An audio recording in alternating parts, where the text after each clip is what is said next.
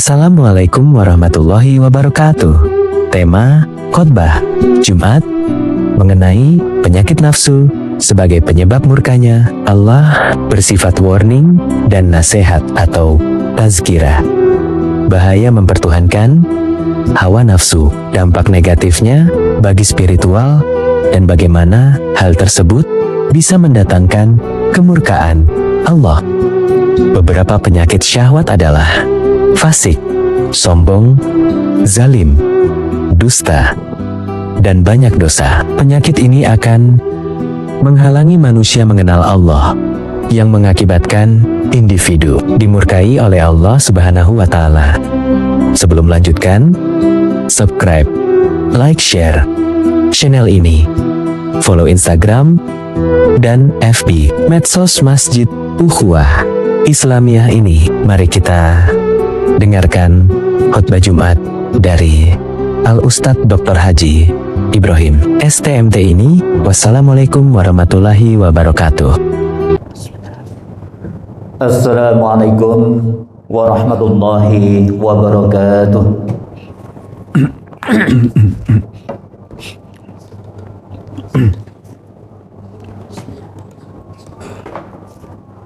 Alhamdulillahi rabbil alamin.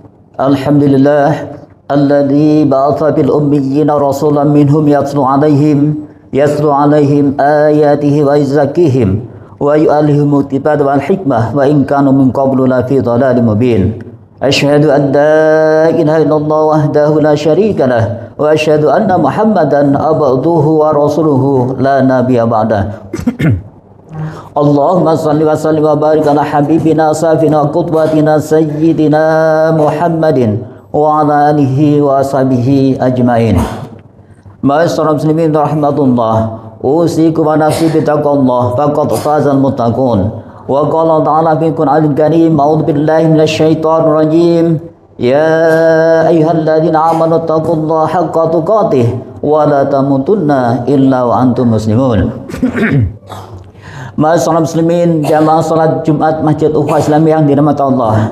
Maka tentunya marilah kita panjatkan syukur kepada Allah Subhanahu wa Ta'ala, Zat yang memberikan kenikmatan pada kita semua, nikmat iman, nikmat Islam, nikmat kesehatan, dan tentunya nikmat kesempatan. Di mana pada siang hari ini kita berikan kesempatan dihadirkan di tempat yang mulia dalam rangka melaksanakan satu aktivitas mulia, yakni sholat Jumat berjamaah bersama orang-orang mulia, yang orang yang beriman. Maka tentunya ini pasti dicatat Allah sebagai satu pahala kemuliaan. Dan semoga ini semua akan menjadi sebab Allah akan kumpulkan bersama dengan keluarga kita di tempat yang mulia, yakni surga Allah Subhanahu wa Ta'ala. Salawat dan salam alaihi senantiasa kita haturkan pada junjungan kita, kekasih kita, tauladan kita, Nabiullah, Nabi Agung, Nabi besar Muhammad sallallahu alaihi wasallam, beserta keluarga, sahabat, dan para pengikutnya. Dan semoga Allah menetapkan kita sebagai orang yang senantiasa istiqomah untuk mengikuti risalah beliau. Masyaallah, jamaah Masjid Ukhuwah Islamiyah yang dirahmati Allah.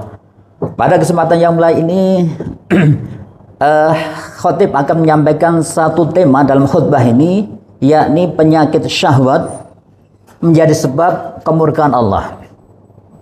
Masyaallah, kita dengan sadar ataupun tidak, setiap rakaat salat kita itu senantiasa kita membuat Allah untuk dihindarkan dari kemurkaan Allah, di mana itu termaktub di dalam surat Al-Fatihah di ayat yang terakhir. Setelah kita sampaikan kepada Allah, ya kita mohon kepada Allah, ihdinas syiratal mustaqim, ya Allah berilah petunjuk kami jalan yang lurus, yakni syiratal ladzina an'amta alaihim, yakni jalan orang yang Engkau beri nikmat, ghairil maghdubi alaihim waladdallin, amin, bukan jalan orang-orang yang Engkau murkai dan Engkau sesatkan. Sehingga Bapak Ibu Masyaallah muslim Allah, pada kesempatan yang mulai ini marilah kita coba renungkan, sekaligus kita sudah memohon pada Allah setiap rakaat salat kita, maka apa yang harusnya kita hindari, apa yang harus kita fahami sehingga kita tidak terjebak ke dalam murka-murka Allah. Masyaallah muslim Allah. Maka tentunya yang tidak kalah penting yang pertama, yakni bagaimana kita untuk menghindari 5 penyakit-penyakit syahwat. Yang pertama, yakni al-fiskun, yakni pendosa. Maksudnya Allah, Di dalam Al-Quran surat As-Saff ayat ke-5 dan ke-6 ini memberikan satu penegasan bahwa fiskon ini yang pertama adalah orang-orang Yahudi dan Nasrani. Karena di dalam surat ke-5 itu disebutkan bahwa idqala Musa. Kemudian surat yang ke-6-nya wa idqala Isa.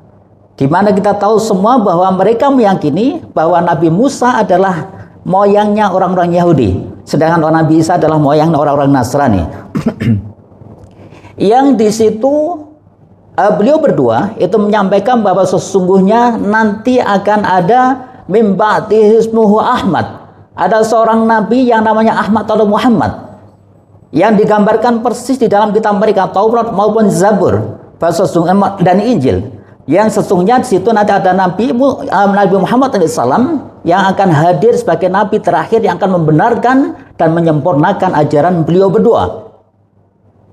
Tetapi faktanya Rasulullah, mereka orang-orang Yahudi dan Nasrani mereka mengingkarinya. Maka disebutkan oleh di kitab disebut ulaika humul fasikun. Mereka lah orang-orang yang fiskun, orang-orang fasik, orang-orang pendosa. Itu yang pertama. Kemudian yang kedua, ini berlaku kita semua orang yang beriman pula gitu ya. Sebagaimana Allah firmankan di dalam surat Al-Hasr ayat ke-19. A'udzubillahi minasyaitonir rajim. Wa la takunu kalladzina nasullaha fa'ansahum. Ulaika humul fasikun. Di ayat ini betapa Allah ingatkan yang ayat sebelumnya, yakni orang beriman ya, ayat ke-18-nya. Ayat ke-19-nya ini bagaimana Allah mengingatkan kita, wahai orang beriman, janganlah kalian melupakan Allah. Janganlah kalian melupakan Allah. Karena nanti Allah akan menjadikan kalian lupa atas diri mereka, atas diri kalian sendiri. Ulaika humul fasikun. Mereka orang-orang pendosa, orang-orang fasik. Masyaallah jamaah salat Jumat Masjid Al-Islam ya Allah. Maka tentunya harus kita coba perhatikan siapa orang fasik tersebut. Minimal ada 3 ciri. Yang pertama, orang fasik itu adalah memiliki sifat adalah naqasul misak, yakni mereka senantiasa melanggar janji kepada Allah.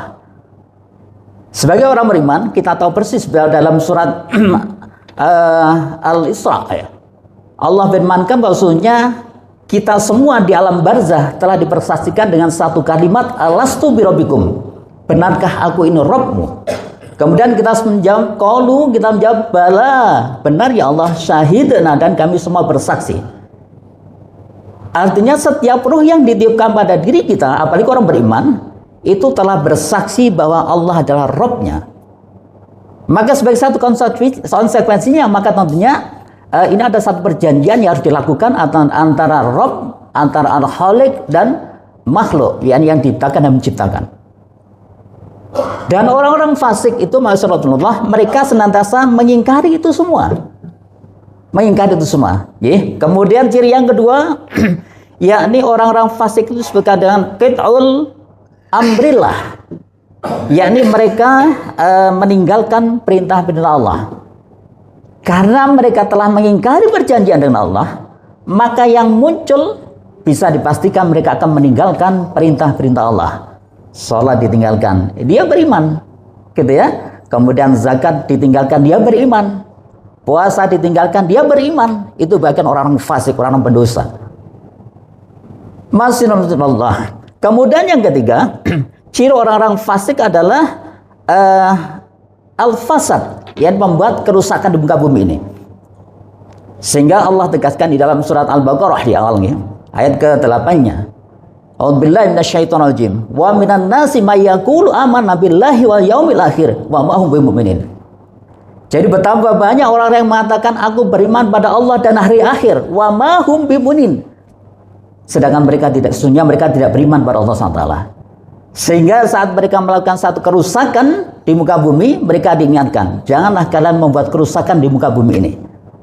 Apa mereka katakan? Mereka katakan sesungguhnya kami telah melakukan satu perbaikan. Ini yang terjadi saudara kita, yang terjadi di Aceh, Sumatera Utara, Sumatera Barat ya, yang saat ini terjadi. Betapa mereka mengaku telah melakukan satu perbaikan dengan menebang hutan sesuka mereka dengan alasan untuk makmuran rakyatnya. Faktanya adalah sebuah kerusakan yang mereka lakukan. Ini contoh-contoh orang fasik. Masyaallah. Maka tentunya Kita sebagai seorang beriman harus kita hindari penyakit syahwat yang pertama adalah fiskun, yakni pendosa tadi. Yakni kita harus hindari bahwa sesungguhnya kita sadar betul kita telah berjanji pada Allah di dalam barzah dengan satu kalimat alastu birabbikum. Kemudian yang kedua, kita senantiasa harus laksanakan perintah-perintah Allah, maka otomatis kita juga harus meninggalkan larangan-larangan Allah. Dan yang ketiga tentunya kita harus menghindarkan diri dari sifat-sifat al-fasad, yakni orang-orang yang senantiasa melakukan satu perusakan dalam bumi ini. Bismillah, jamaah masjid ukhuwah Islam yang dirahmati Allah. Kemudian yang kedua, penyakit syahwat adalah al-kibrun, yakni kesombongan. Sebagaimana Allah SWT ingatkan kita di dalam surat Al-Ghafir ayat ke-35. A'udzubillahi minasyaitonir rajim. Alladzina yujadiluna fi ayatillahi bighairi sultanin atahum. Kabura maqtan 'indallah wa 'indal ladzina amanu kadzalika yu'adba'ullahu ala kulli qalbin mutakabbirin jabbar. Masyaallah, betapa ini satu ancaman Allah. Orang-orang yang memperdebatkan ayat-ayat Allah tanpa alasan yang sampai kepada mereka, kabura maqtan indallah, sungguh besar kebencian Allah atasnya. Sekaligus wa'idal ladzina amanu, dan orang-orang beriman pun akan benci orang-orang seperti ini, orang yang sombong. Kadzalika yadba'ullahu ala kulli qalbin mutakabbirin jabbar. Yang orang-orang seperti ini, ya, demikianlah Allah mengunci hati mereka setiap orang-orang yang sombong lagi sewenang-wenang dan sewenang-wenang. Maksudullah, maka tentunya harus kita perhatikan betul betapa iblis itu dikeluarkan dari surga karena kesombongannya. Sehingga kita tahu persis bahwa iblis itu sangat cerdas. Semua pelajaran, semua hal dikuasai, semua ilmu dikuasai. Cuman satu yang dia mau belajar sehingga nggak pernah menguasai, yakni ilmu sombong, ilmu tawadhu, gitu ya. Dia nggak mau tawadhu karena kesombongan yang dia pertahankan. Maksudullah, secara khusus Rasulullah menyebutkan kesombongan adalah batarul haq wa ghamtun nas, yakni menolak kebenaran sekaligus memandang rendah orang lain. Maksudullah, ini penting buat kita semua bahwa sungguhnya penyakit syahwat yang kedua adalah sombong. Siapa yang sombong? Bahasa Rasul adalah yang menolak kebenaran. Sehingga ini juga bisa disampaikan orang yang mampu beriman tapi nggak mau datang ke majelis ilmu misalnya. Orang yang beriman tapi tidak mau belajar, gitu ya. Pada Rasulullah memberikan satu penegasan, thalabul ilmi fardhah ala kulli muslimin wa muslimah. Mencari ilmu itu adalah wajib buat orang laki-laki muslim dan maupun muslim perempuan. Sampai Rasulullah memberikan penegasan pula bahwa bil ilma minal mahdi ilal lahdi. Tuntutlah sampai dari bawaan ibu sampai ke liang lahat. Long life education. Artinya masyarakat muslimin, kalau ada di antara kita yang sudah merasa cukup ilmunya, hati-hati. Ini tanda-tanda kesombongan. Kalau ada di antara kita sampai meremehkan yang namanya ilmu, hati-hati. Itu akan jauh dari surganya Allah. Karena Rasulullah bersabda, man salaka fi thalabil ilmi, para siapa yang memudahkan jalan menuju ilmu, salakallahu ila tariqil jannah, maka Allah memudahkan jalannya menuju surganya Allah SWT. Sehingga maksudullah, marilah kita senantiasa hadir di dalam majelis ilmu. Kemudian syarat yang kedua adalah ghamtun nas, yakni memandang rendah orang lain. Jangan pernah kita merasa lebih dalam hal apapun, lebih pintar, lebih cakep, ya, lebih kaya dan sebagainya. Sehingga Bapak Allah, Rasulullah mengingatkan kita dengan satu hadis beliau bahwa kemuliaan adalah pakaianku, bahasa Allah. Kemuliaan adalah pakaianku, bahasa Allah. Dan kesombongan adalah selendangku. Itu hadis qudsi. Ya, lagi-lagi kemuliaan adalah pakaianku dan kesombongan adalah selendangku. Sehingga barang siapa yang merebut keduanya dariku, maka aku akan menyiksanya. Itulah Allah. Sehingga masalahullah, maka yang kedua yang harus kita hindarkan penyakit syahwat kita adalah penyakit kesombongan. Semoga kita semua mampu melaksanakan itu semua. Allahumma amin. Baik, kemudian yang ketiga, masalahullah, yang disebut dengan penyakit syahwat adalah al-zulmun, kezaliman. Sebagaimana kita semua tahu di dalam surat Shaf, ya, ayat ke-7, a'udzubillahi minasyaitonir rajim. Wa man adlamu mimman iftara 'alallahi al-kadhiba wa huwa yud'a ila al-islam wallahu la yahdil qaumal zalimin. Masyaallah, Orang-orang zalim itu adalah orang-orang yang tahu bahwa itu kebenaran. Orang-orang zalim bahwa tahu itu adalah sebuah kesalahan. Tetapi dia mengetahui sebuah kebenaran, dia langgar. Dia mengetahui itu sebuah kesalahan, tapi dia lakukan. Itu orang-orang zalim. Sehingga banyak orang-orang yang berilmu tetapi tidak melaksanakan perintah-perintah Allah itu, tidak melaksanakan ilmu, itu orang zalim. Ya, sebagaimana disebutkan sini bahwasanya siapa yang lebih zalim dari orang-orang yang mengada-ngadakan kebohongan terhadap Allah, ya, dia bohong pada Allah padahal dia diseru kepada agama Islam. Allah tidak memberikan petunjuk pada orang-orang yang zalim. Masyaallah, maka penting lagi buat kita semua untuk memahami ilmu Allah, ilmu Rasulullah, ilmu al-Islam, sehingga nanti kita akan bisa terhindar dari sifat-sifat zalim seperti ini. Masyaallah. Kemudian yang keempat, yakni penyakit syahwat adalah al-kadzib, yakni dusta. Masyaallah. Sampai Rasul Allah SWT di dalam surat Al-Baqarah ayat ke-10. A'udzubillahi minasyaitonirrajim. Fi qulubihim maradun fazadahumullahu maradah wa lahum adzabun alim bima kanu yakdzibun. Di dalam hati mereka ada penyakit, lalu Allah menambah penyakitnya dan mereka mendapat azab yang sangat pedih. Kenapa? Karena mereka selalu berdusta. Masyaallah.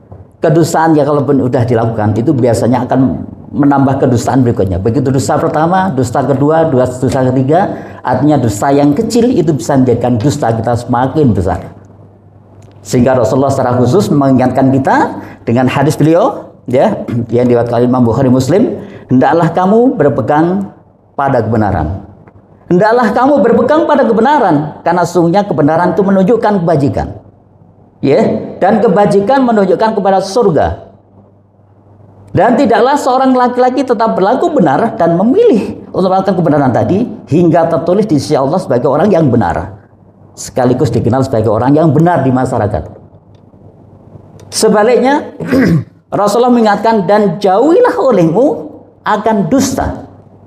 Jauhilah olehmu akan dusta. Karena dusta itu menunjukkan kepada kedurhakaan.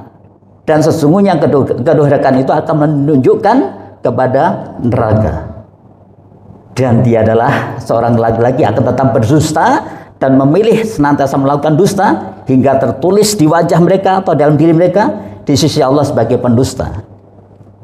Masyaallah. Ini betapa Rasul mengingatkan kita pada kita semua bahwa apakah kita dikenal sebagai orang yang benar, atau orang pendusta, itu tergantung bagaimana kita menjalani kehidupan ini. Apakah kita hidup jalan dengan penuh kedustaan sampai Allah memberikan penetapan itu, dan pada akhir kematiannya akan dikenal sebagai orang yang pendusta misalnya. Masyaallah, itu luar biasa.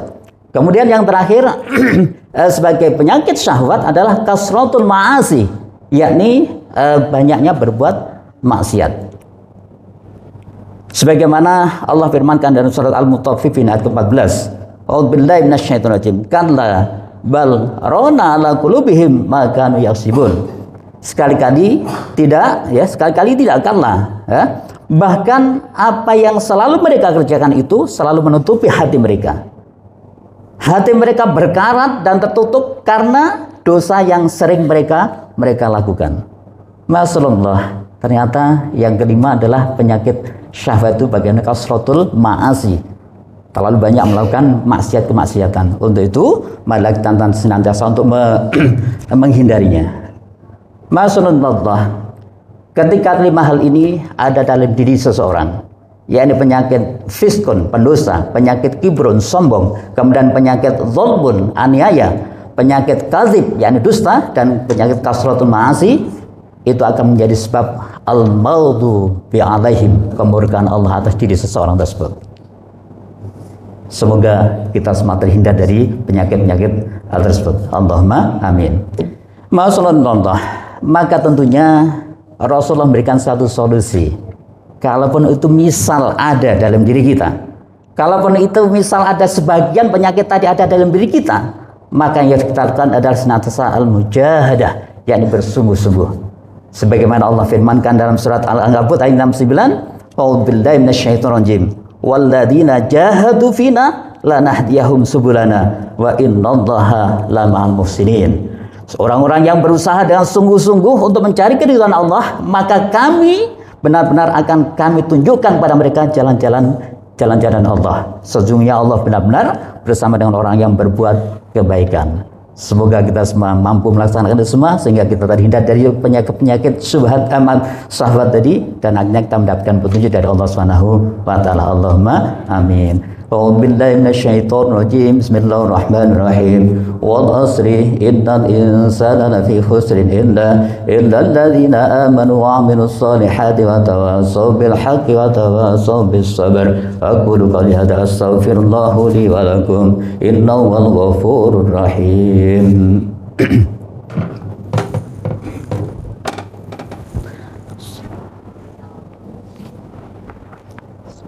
اللهم صل وسلم على سيدنا محمد وعلى آل سيدنا محمد.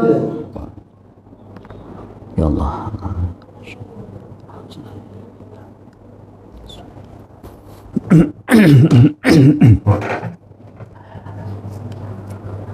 Alhamdulillahirabbil alamin. Alhamdulillah alladzi khalaqal mauta wal hayata liyabluwakum ayyukum ahsanu amala.